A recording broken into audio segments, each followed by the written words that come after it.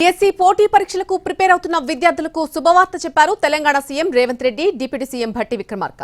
విద్యార్థులు రోడ్డెక్కొద్దని, సమస్యలుంటే మంత్రి పొన్నంను కలిసి మాట్లాడాలని సూచించారు సీఎం రేవంత్ రెడ్డి.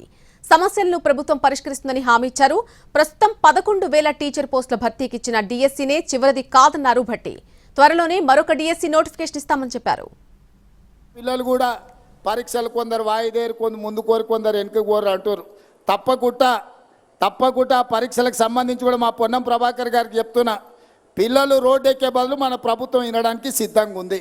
ఏందాన్ని ఉంటే పోయి మంత్రులను కలుగుని, మీ సాధక బాధకాలు ఉంటే ఇను చెప్పురి, తప్పకుండా ఇని మీ సమస్యల్ని పరిష్కరించే బాధ్యత మాది. డిఎస్సి సంబంధించి నేను మరొక మాట కూడా మీకు ఇంకో శుభవార్త చెప్తా ఉన్నాం.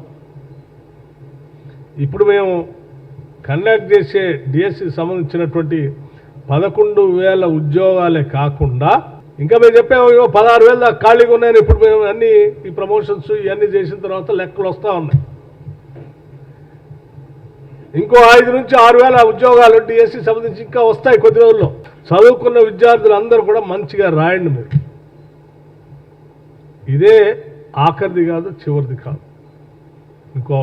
ఇంకో అవకాశం కూడా వస్తుంది. ఇంకా ఉన్నాయి ఉద్యోగాలు. డిఎస్సి ఇంకోటి కూడా కండక్ట్ చేస్తాము.